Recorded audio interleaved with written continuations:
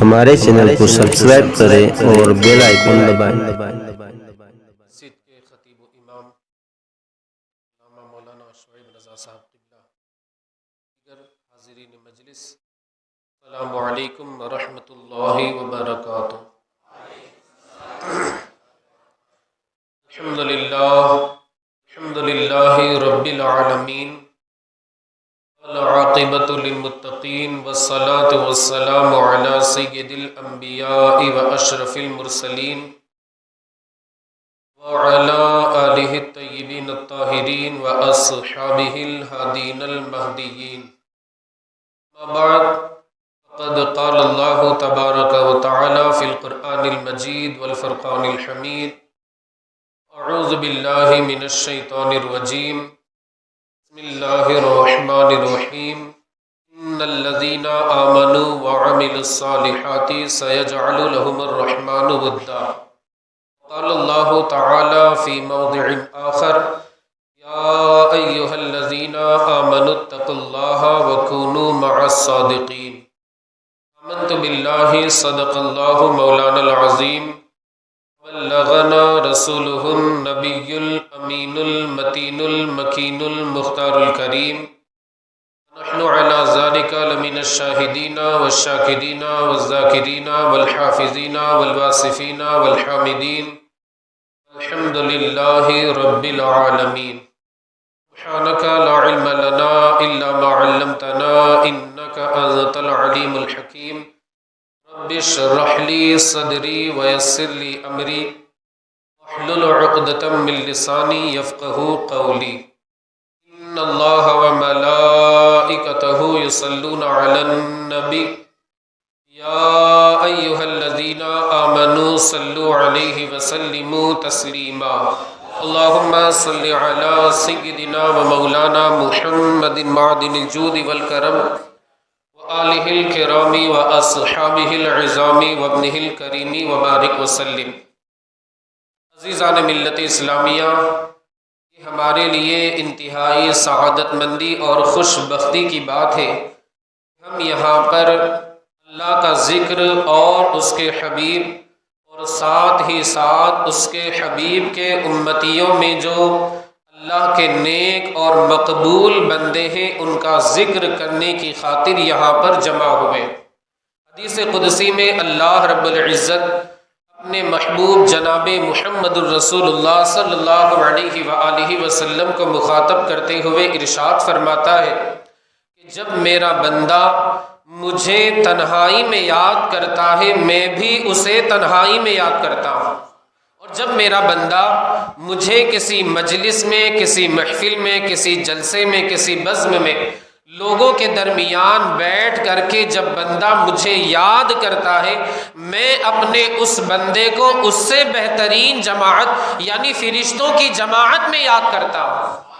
یہ اللہ رب العزت کی جانب سے اپنے ان بندوں کے اوپر انعام، ان بندوں کے اوپر احسان، ان بندوں کے اوپر اکرام اور ان بندوں کی فضیلت اور شان کو اللہ رب العزت نے حدیث قدسی میں اپنے نبی سے بیان فرمایا۔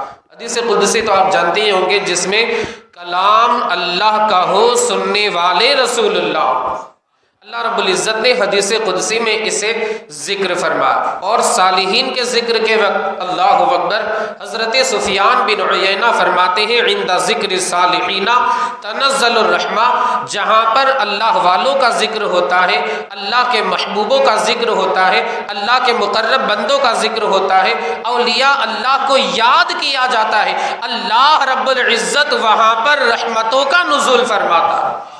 تو ہمارے لیے یہ انتہائی سعادت مندی، خوش بختی، شرف اور فضیلت کی بات ہے کہ اللہ رب العزت نے اپنے محبوبوں کا ذکر کرنے کی خاطر ہمارا انتخاب فرما لیا۔ اللہ کی بارگاہ میں دعا ہے کہ مولا عز و جل ہماری اس مجلس کو، اس محفل کو، اس بزم کو اپنی بارگاہ میں شرف قبولیت سے سرفراز فرمائے، اور ہماری اس مجلس کو، اس محفل کو ہم تمام کے لیے دنیا اور آخرت میں نجات کا ذریعہ بنا۔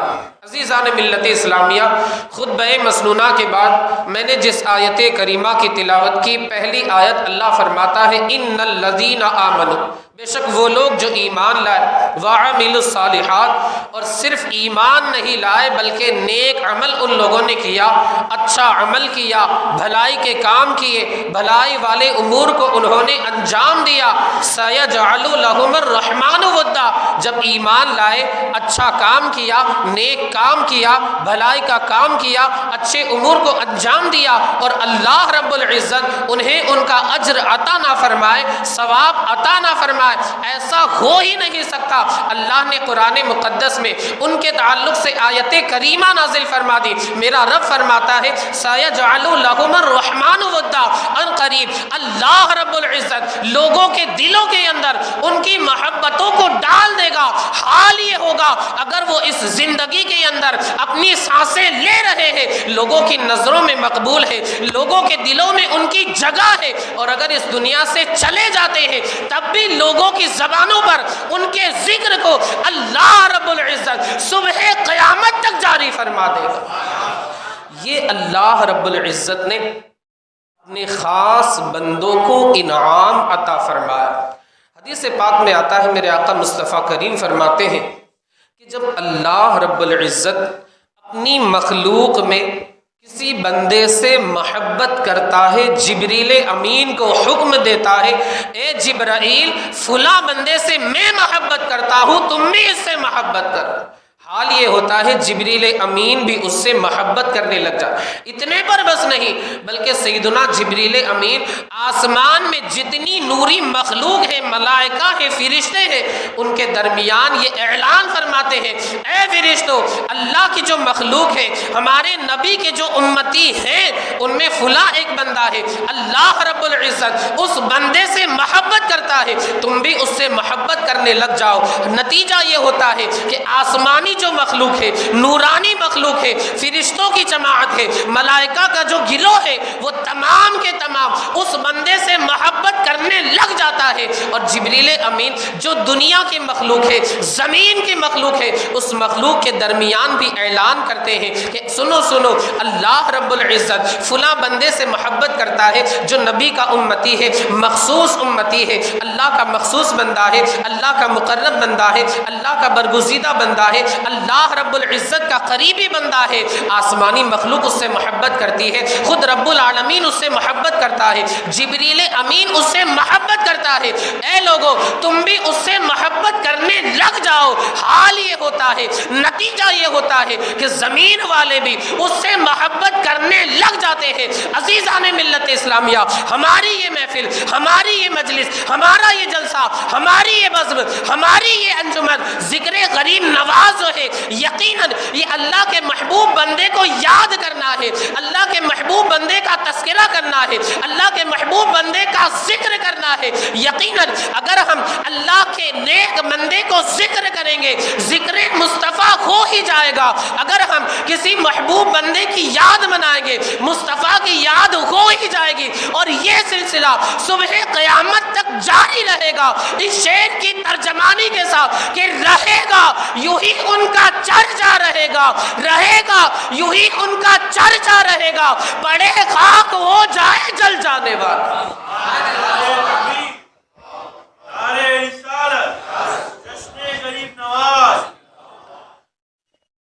میں عرض کر رہا تھا اللہ رب العزت اپنے نیک بندوں کا ذکر لوگوں کے دلوں کے اندر اس کی محبت کو ڈال دیا کرتا ہے۔ دوسری آیت کریمہ کی میں نے تلاوت کی، اللہ فرماتا ہے یا ایھا الذین آمنوا اتقوا اللہ وکونوا مع الصادقین، ایمان والو اللہ سے ڈرو اور سچوں کے ساتھ ہو جاؤ۔ دیکھیں اللہ نے پہلے کیا فرمایا، اللہ سے ڈرو اور سچوں کے ساتھ ہو جاؤ۔ تھوڑا سا آپ غور کریں تو آپ اس نتیجے پر پہنچیں گے، اللہ نے اپنی ذات سے ڈرنے کا حکم دیا اور ساتھ ہی ساتھ سچوں کے ساتھ رہنے کا بھی حکم دیا، سچوں کا دامن تھامنے کا بھی حکم دیا۔ پتہ یہ چلا کہ اگر بندہ اللہ سے ڈرنا چاہتا ہے، اللہ کی خشیت سے اپنے سینے کو معمور کرنا چاہتا ہے، خشیت ربانی سے اپنے سینے کو منور اور اجاگر کرنا چاہتا ہے، اللہ والوں کے دامن کو تھام لے، یقیناً اللہ رب العزت اپنے اس محبوب بندے کی برکتوں سے اس کے سینے کو خشیت ربانی سے معمور فرما دے۔ اپنے نیک بندوں کے تعلق سے اللہ نے فرمایا وَكُونُوا مَعَ الصَّادِقِينَ، اور اس محبت کا صلہ بندے کو دنیا میں ملے گا ہی ملے گا، مگر ساتھ ہی ساتھ قیامت کے دن بھی ملے گا۔ ایک صحابی رسول نے عرض کی حبیبی یا رسول اللہ علیہ الصلاۃ والتسلیم، بندہ ہے جو ایک قوم سے محبت کرتا ہے، لوگوں سے محبت کرتا ہے، حالانکہ یہ بندہ ان میں سے نہیں، وہ الگ یہ الگ، there are many difference between them, وہ الگ قوم کا ہے یہ الگ قوم کا ہے، مگر یہ بندہ ان لوگوں سے محبت کرتا ہے۔ میرے آقا مصطفیٰ کریم فرماتے ہیں جو بندہ جس سے محبت کرتا ہے گویا وہ ان میں سے ہو جاتا ہے، اور اتنے پر بس نہیں بلکہ اگر محبت کرتا ہے کل قیامت کے دن اللہ رب العزت اس بندے کا حشر بھی انہی کے ساتھ فرمائے۔ الحمدللہ ثم الحمدللہ، اللہ نے ہمیں اپنے محبوبوں کے چاہنے والوں میں سے بنا۔ لحد میں عشق رخ شہ کا داغ لے کے چلے، اندھیری رات سنی تھی چراغ لے کے چلے، تیرے غلاموں کا نقش قدم ہے راہ خدا، وہ کیا بہک سکے جو یہ سراغ لے کے چلے۔ الحمدللہ، اللہ کا لاکھ لاکھ شکر و احسان ہے کہ اس نے ہمیں اپنے محبوبوں کے چاہنے والوں میں سے بنایا۔ وَكُونُوا مَعَ الصَّادِقِينَ، اسے آپ تھام لے، اس پر عمل کرنے کی کوشش کرے، اللہ والوں کا دامن تھام لے، اللہ والوں کی عقیدت اپنے دل میں بسا لے، اللہ والوں کی محبت اپنے دل کے اندر بسا لے، اور آپ یقین جانے سچوں کے ساتھ ہو جاؤ۔ اللہ والوں کی صحبت کی برکت تو آپ دیکھیں، اللہ والوں کی بارگاہ کا فیضان تو آپ دیکھیں، اللہ والوں کی بارگاہ کا کرم تو آپ دیکھیں۔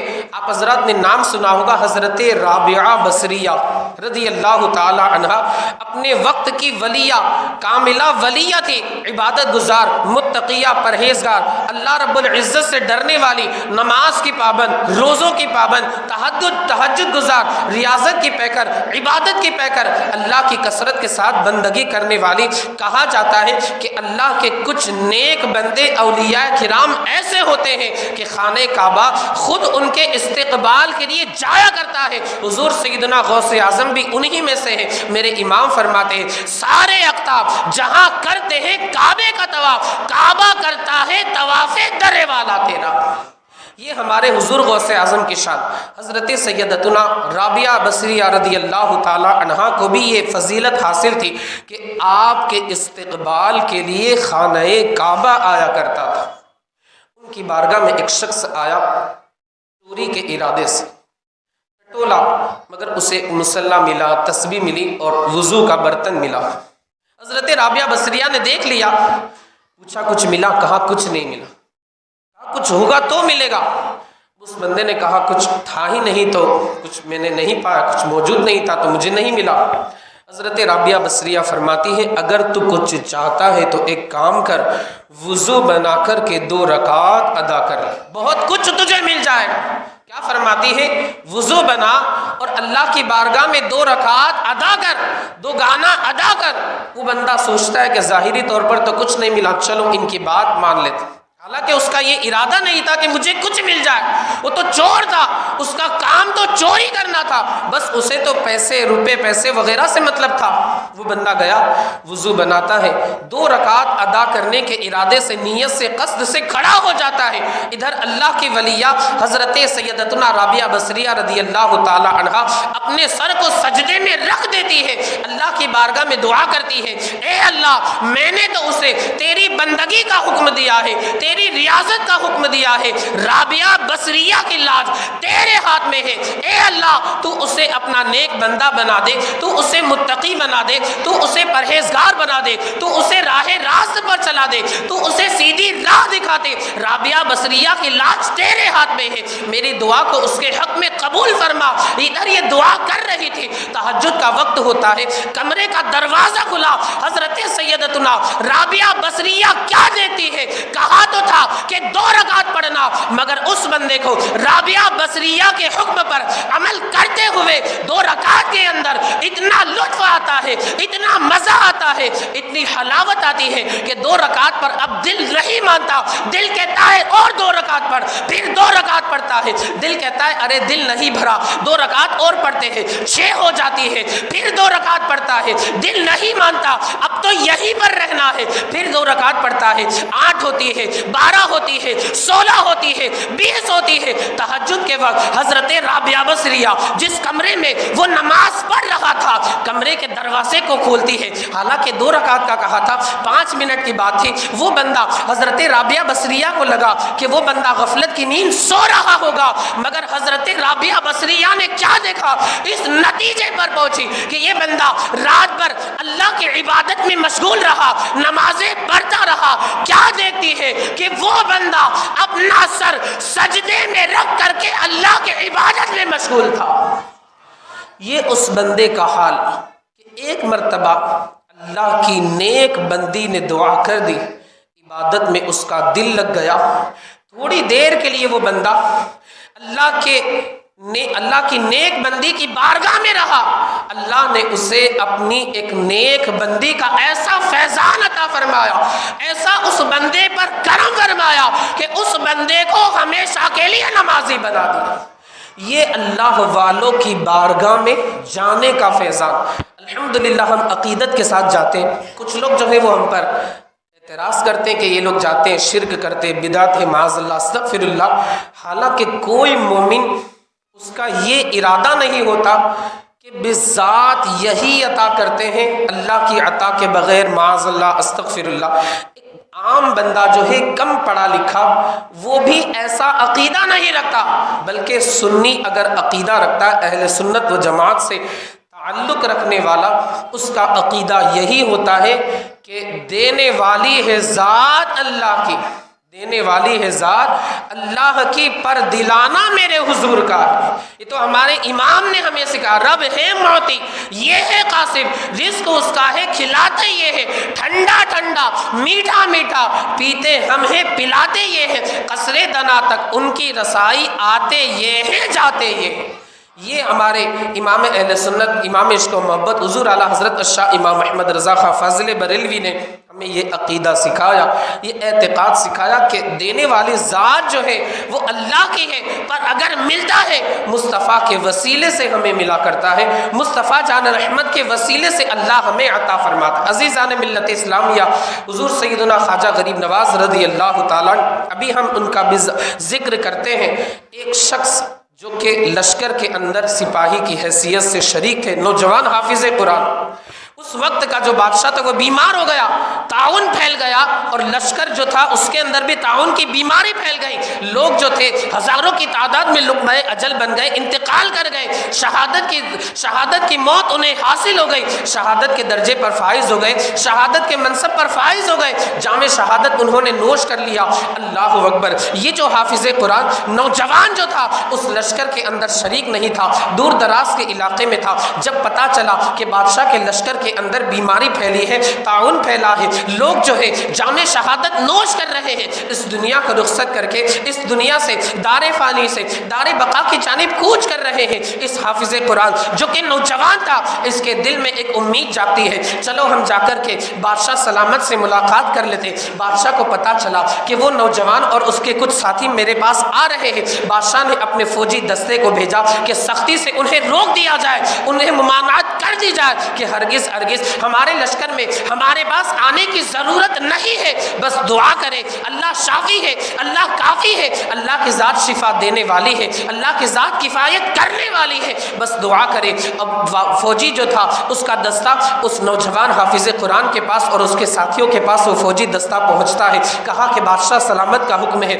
اب آنے کی زحمت نہ کرے، دور رہ کر کے دعا کرے۔ وہ حافظ قرآن تھا، نوجوان جو تھا، اس نے کہا کہ میرے جو ساتھی ہیں ان کو میں واپس کر دیتا دیتا ہوں، رہی بات میری تو میں تو ضرور آؤں گا، بادشاہ کی عیادت کروں گا۔ بہت روکا گیا مگر وہ حافظ قرآن نوجوان نہیں رکا، بالآخر اسے بادشاہ سلامت کے پاس لے آتے۔ بادشاہ سلامت کا چہرہ مرض کی وجہ سے، بیماری کی وجہ سے، طاعون کے مرض کی وجہ سے چہرہ بے رونق ہو گیا تھا، بالکل پھیکا پڑ گیا تھا۔ جو ہی نوجوان کو دیکھا سامنے کھڑا ہے، بادشاہ نے کہا تم نے یہاں آ کر عقل مندی کا ثبوت نہیں دیا، دانش مندی کا ثبوت نہیں دیا، تمہیں نہیں آنا چاہیے تھا۔ اس نوجوان حافظ قرآن نے کہا کہ میں تو یہاں پر آپ کے پاس عیادت کے ارادے سے آیا ہوں، کیونکہ عیادت کرنا کسی اور کی نہیں، آمنہ کے لال کی سنت مبارکہ، میں اسی پر عمل کرنے کے لیے آیا ہوں۔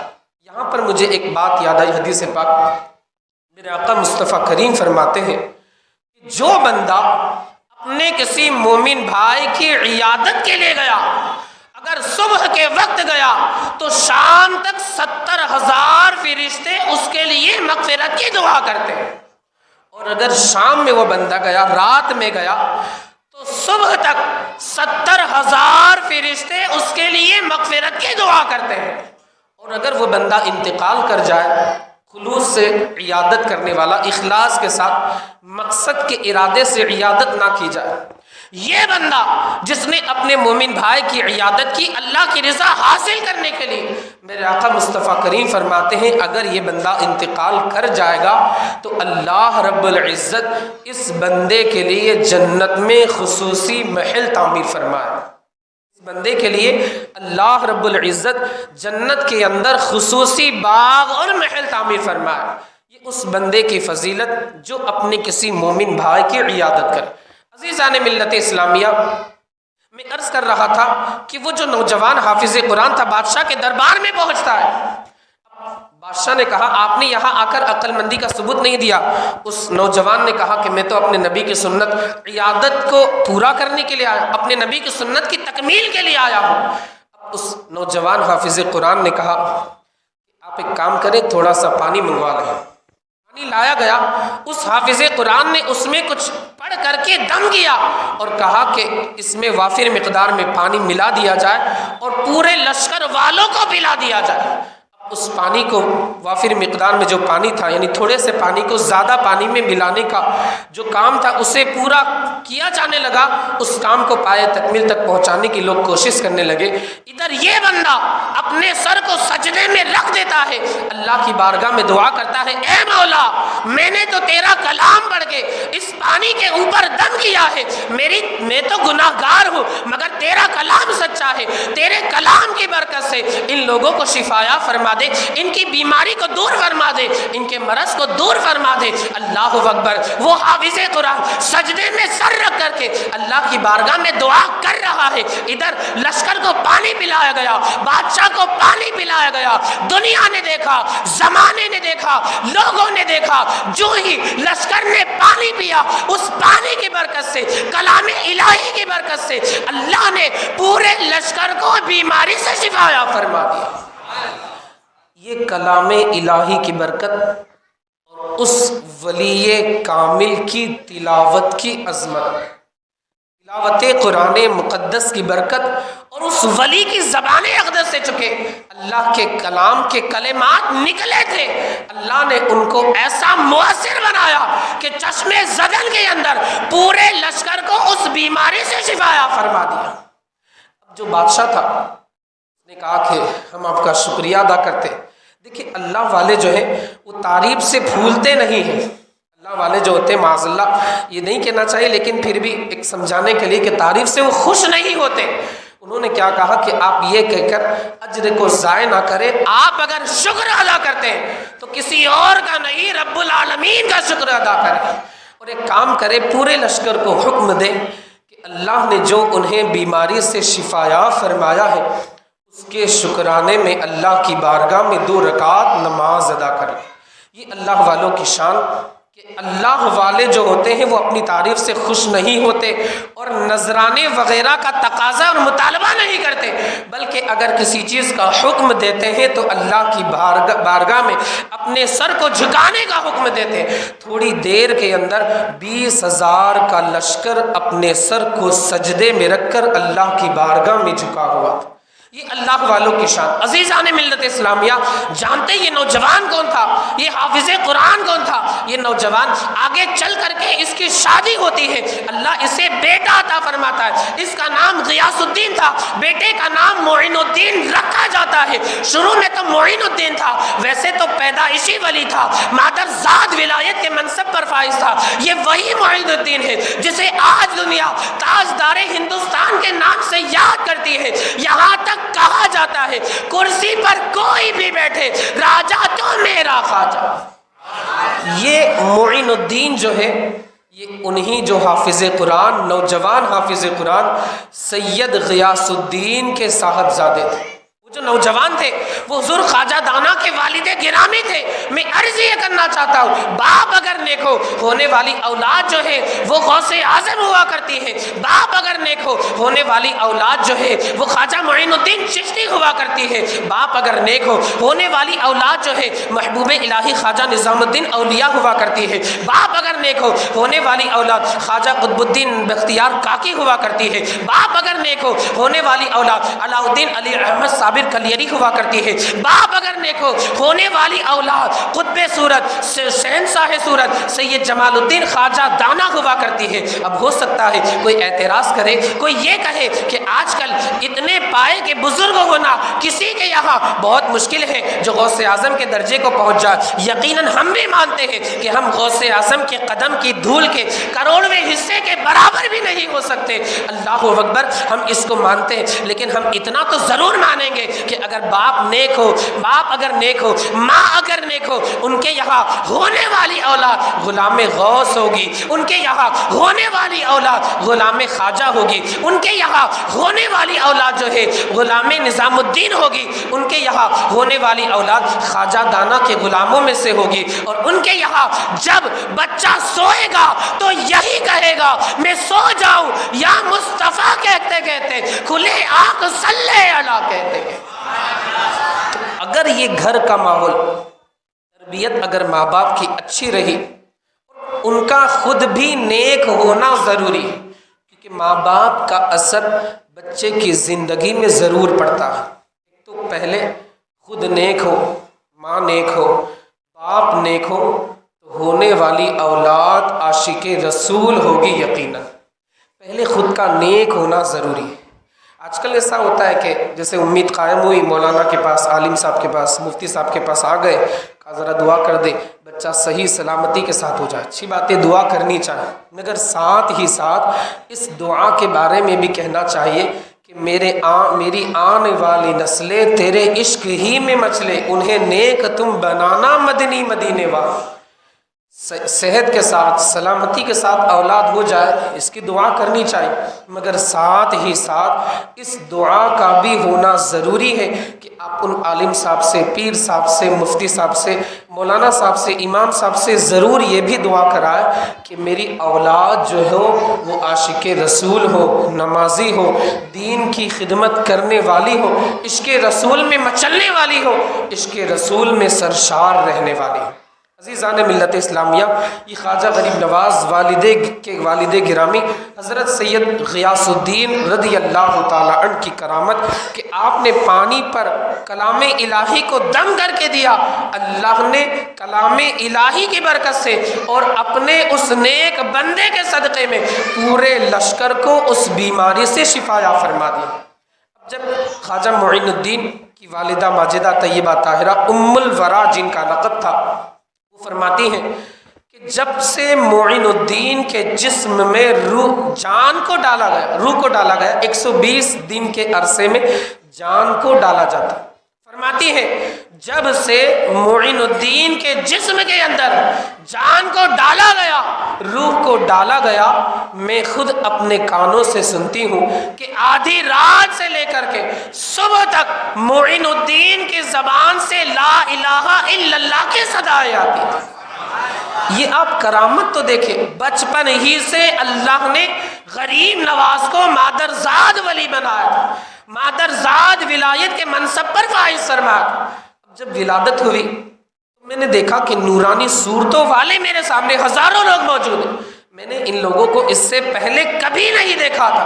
پھر اچانک وہ سارے نورانی صورتوں والے غائب ہو گئے۔ اب میں نے دیکھا کہ معین الدین میرا کس حالم میں ہے، کس حالت میں، تو دیکھا معین الدین اپنے سر کو سجدے میں رکھ کر کے اللہ کی عبادت کے اندر مشغول۔ معین الدین کو دیکھا تو وہ اپنا سر سجدے میں رکھ کر کے اللہ کی عبادت کے اندر مشغول ہے۔ یہ غریب نواز کی شان۔ 3 سال کا جب آپ کا عرصہ ہوا، 3 سال یا 1-1.5 سال کے آپ ہوئے، 3 سال تو کھانا کھلانے والی بات، 1-1.5 سال کے جب آپ ہوئے، کوئی خاتون اپنے چھوٹے بچے کو لے کر کے آتی، اس خاتون کا بچہ روتا، غریب نواز اپنی والدہ کو اشارہ کر دیتے، آپ کی والدہ سمجھ جاتی اور اس بچے کو اپنا دودھ پلا دیتی، نتیجتاً وہ بچہ خاموش ہو جاتا اور غریب نواز کا دل خوش ہو جاتا تھا۔ یہ غریب نواز کی بچپن ہی سے کرم۔ 3 سال کے جب ہوئے، ہمارے یہاں تو 3 سال کے جو بچے وہ کھیلتے کودتے مستی کرتے ہیں، باہر دیکھ سکتے ہیں، آواز یہاں بھی آ رہی ہے، آپ کو ڈسٹرب بھی ہو رہا ہو، تو ہمارے یہاں کیا ہوتا ہے کہ 3 سال کا بچہ، ارے چھوڑو جانے دو، بچے ہیں کیا کریں گے، مستی تو کریں گے، یہ وہ سب۔ لیکن غریب نواز، اللہ اکبر، اللہ نے آپ کو بچپن ہی سے غریب نواز بنا، بچپن ہی سے آپ کی شان یہ تھی، خواجہ ہند وہ دربار ہے اعلیٰ تیرا، کبھی محروم نہیں مانگنے والا تیرا۔ یہ ہمارے غریب نواز کی شان۔ اب جب 3 سال کے تھے، 3 سال میں تو بچے کے کھیلنے کودنے کا اور شعور اس کو رہتا ہی نہیں ہے۔ 3 سال کے جب آپ تھے تو آپ باہر سے لوگوں کو لاتے، چھوٹے چھوٹے بچوں کو لاتے یا دوسرے لوگوں کو لاتے اور اپنے گھر لا کر کے کھانا کھلاتے، وہ پیٹ بھر کر کے شکم سیر ہو جاتے۔ غریب نواز کا جو چہرہ تھا وہ خوشی سے مچل اٹھتا تھا۔ یہ اللہ والوں کی شان کہ دوسروں کو کھلا کر کے خوش ہوتے تھے۔ مگر آج ہمارا کیا حال ہے، پڑوسی کے گھر میں چولہا نہیں جل رہا ہے، اس کی کیا حالت ہے، کیا کیفیت ہے، کیا سچویشن ہے، اس کے بارے میں ہمیں ذرہ برابر بھی فکر نہیں ہے۔ ہمیں اگر فکر ہے اپنی ذات کی کہ ہم کھائیں، اچھے سے اچھا کھائیں، بھلے ہمارا جو پڑوسی ہے وہ بھوکا مر جائے، یاد رکھنا یہ ہمارے نبی کی تعلیم نہیں ہے، یہ غریب نواز کی تعلیم نہیں ہے۔ ہمارے نبی کی تعلیم تو یہ ہے، ہمارے جو اولیاء ہیں ان کی تعلیم تو یہ ہے کہ پہلے بھوکوں کو کھلاؤ پھر خود کھانا کھاؤ۔ حدیث پاک میں تو یہاں تک فرمایا گیا اکثر المرق وتعاہد جیرانک، کہ شوربہ جو ہے اس میں پانی ڈال کر کے اضافہ کرو، یہ نہیں کہ انتہائی گاڑھا شوربہ کہ ہم ہی کھائیں گے، بلکہ شوربے میں پانی ڈال کر کے اضافہ کرو اور اپنے پڑوسی کا خیال رکھو۔ جس کا پڑوسی خوش ہو گیا اللہ رب العزت اسے جہنم سے آزاد فرما دے گا اور بے حساب جنت کے اندر داخل فرما دے گا۔ لیکن پڑوسی کو خوش کرنا یہ بھی تو بہت بڑی بات۔ یہاں پر تو مقابلہ ہوتا ہے، ہمارے معاشرے میں تو کیا ہوتا ہے کہ مقابلہ ہوتا ہے، اس نے اگر یہ گاڑی لی تو میں اس سے مہنگی گاڑی لوں گا، اس نے اگر یہ لیا تو میں اس سے مہنگی وہ چیز لوں گا۔ یہ نہیں ہونا چاہیے، بلکہ ہم سب چونکہ مصطفیٰ کی امتی ہے، مصطفیٰ کے عاشقوں میں سے، مصطفیٰ کے شیدائیوں میں سے، مصطفیٰ کے جانثاروں میں سے، مصطفیٰ کریم کے چاہنے والوں میں سے، ہمیں چاہیے کہ ہم ایک بن کر کے رہیں، نیک بن کر کے رہیں، آپس میں اتحاد و اتفاق قائم کر کے رہے۔ صحابہ کا جو طریقہ تھا رحماء بینہم، آپس میں نرم دلی کے ساتھ وہ لوگ رہتے تھے، آپس میں بالکل شفقت و مہربانی کے ساتھ وہ لوگ رہتے تھے۔ اسے ہم سامنے رکھ کر کے اپنی زندگی کے شب و روز کو گزاریں۔ بس تھوڑی دیر اپنی گفتگو کو جاری رکھے، اپنی گفتگو کو ختم کر دوں۔ غریب نواز کو اللہ نے نوازا تھا اور اللہ رب العزت نے علم و فضل کمال ساری چیزوں سے اپنے اس محبوب بندے کو نوازا تھا۔ زندگی میں تو آپ نے لوگوں کی جھولیوں کو بھرا، گوہر مراد کو، دامن کو گوہر مراد سے بھر دیا، مگر آج بھی آپ کی شان یہ ہے، بلکہ امام اہل سنت تو یہاں تک فرماتے ہیں ہندوستان کے اندر اللہ نے بہت ساری جگہوں کو قبولیت کی جگہ بنایا ہے، اسی طرح ہندوستان کے اندر ایک جگہ ہے اگر کسی بندے کی دعا قبول نہ ہو، اجمیر معلیٰ میں چلا جائے، غریب نواز کے وسیلے سے اللہ کی بارگاہ میں دعا کرے، اس کے ہاتھ جو ہے بعد میں نیچے آئیں گے، دعائیں پہلے قبول ہو جائیں۔ یہ حضور اعلیٰ حضرت نے فرمایا۔ لوگ جو ہیں وہ معاذ اللہ حضور اعلیٰ حضرت کو غریب نواز سے دور کرنے کی کوشش کرتے، معاذ اللہ استغفر اللہ، حالانکہ حضور اعلیٰ حضرت نے یہ ارشاد فرمایا اور ساتھ ہی ساتھ ملفوظ کے اندر اسے نقل بھی کیا گیا ہے کہ خود حضور اعلیٰ حضرت نے ایک بندے کو دیکھا کہ وہ بندہ اس کے پورے جسم کے اندر، پورے جسم کے اوپر پھپھوڑے، پھنسیاں وغیرہ، جسے ہم اپنی زبان میں نکالا بولتے ہیں۔ یہ نکالا نہیں تھا، نکالے سے بھی خطرناک، یعنی لا علاج بیماری تھی، یعنی علاج تو اس کا ہو جاتا مگر جلدی اچھا ہونے والا مرض اور بیماری نہیں تھی۔ دیر میں ایک تو نکالا ہوتا ہے 3 دن تک اندر وہ ختم ہو جاتا ہے، اور ایک اس سے بھی خطرناک اس پورے جسم کے اندر پھوڑے پھنسی وغیرہ ہو جاتی ہے، وہ جلدی اچھا، وہ بیماری جو ہے جلدی اچھی نہیں ہوتی، وہ مرض جلدی اچھا نہیں ہوتا۔ حضور اعلیٰ حضرت فرماتے میں نے اس بندے کو دیکھا کہ وہ سخت دھوپ کے اندر غریب نواز کے آستانے کے قریب، اس وقت باہر جو تھا وہ سایہ وغیرہ نہیں تھا، وہ بندہ سخت دھوپ کے اندر غریب نواز کے آستانے پر موجود ہے، وہ تڑپ رہا ہے، خواجہ آگن لگت ہے، یعنی اعلیٰ حضرت نے اس جملے کو بھی ذکر فرمایا اس کی زبان کے اندر، یعنی اس کا مطلب یہ ہے کہ غریب نواز مجھ پر کرم فرمائے، مجھے ان کی وجہ سے جسم کے اندر جلن ہو رہی ہے، تکلیف ہو رہی ہے، مجھے شدت کا احساس ہو رہا ہے، مجھے اذیت کا احساس ہو رہا ہے، کرم فرمائے اور اس مرض کو دور فرمائے۔ حضور اعلیٰ حضرت فرماتے ماتھی کی آنکھوں سے ہم نے دیکھا کہ کچھ عرصے کے بعد، تھوڑی سی دیر کے بعد ہمارا دوبارہ وہاں پر گزر ہوا۔ پہلے تو ہم دیکھ کر کے گئے تھے کہ اس کے جسم کے اوپر پھوڑیاں پھنسی وغیرہ ہے، لیکن جب باہر آئے کیا دیکھتے ہیں کہ اس کا پورا بدن صاف ہے۔ غریب نواز نے اللہ کی عطا سے اس کی اس بیماری کو بھی دور فرما دیا۔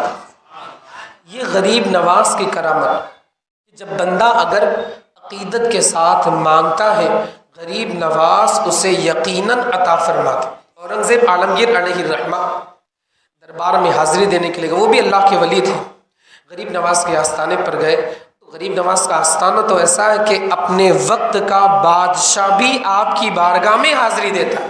ہم تو الحمدللہ یہی کہتے ہیں کرسی پر کوئی بھی بیٹھے راجا تو میرا خواجہ۔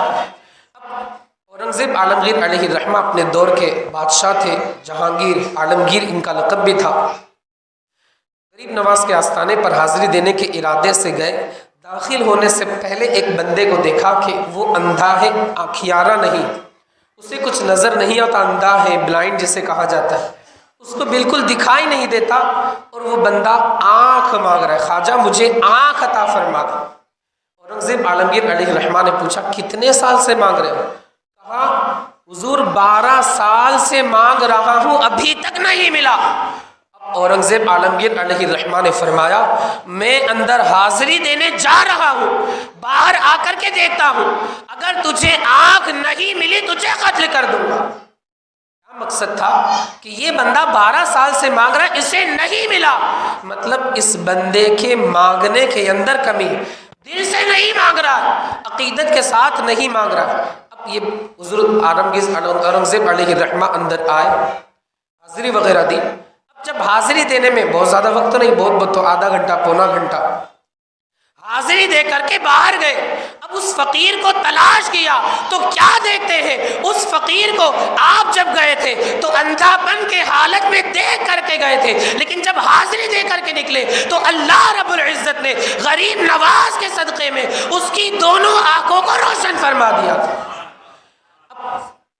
تعجب میں کہ آخر بات کیا ہے، صرف تھوڑی دیر کے اندر اسے آنکھیں مل گئی۔ تو بتایا گیا کہ بات دراصل یہ کہ یہ بندہ 12 سال سے تو مانگ رہا تھا مگر عقیدت کے ساتھ نہیں مانگ رہا تھا، دل سے نہیں مانگ رہا تھا، بس اوپر ہی اوپر دعا کر رہا تھا، صرف زبان سے دعا کر رہا تھا، دل سے نہیں مانگ رہا تھا، اسے نہیں ملا۔ اب جب یہ اورنگزیب عالمگیر علیہ الرحمہ نے اسے کہا کہ باہر نکلوں گا، اگر تجھے آنکھ نہیں ملے گی تو تیری گردن اڑا دی جائے گی، اس بندے نے خواجہ کی بارگاہ میں دعا کی، یا خواجہ اب تو عطا فرما دے، اب اگر آنکھ نہیں ملی تو آنکھ تو بہت دور کی بات ہے، میری گردن بھی چلی جائے گی۔ وہ بندہ روتا ہے، تڑپتا ہے، عاجزی کرتا ہے، انکساری کرتا ہے۔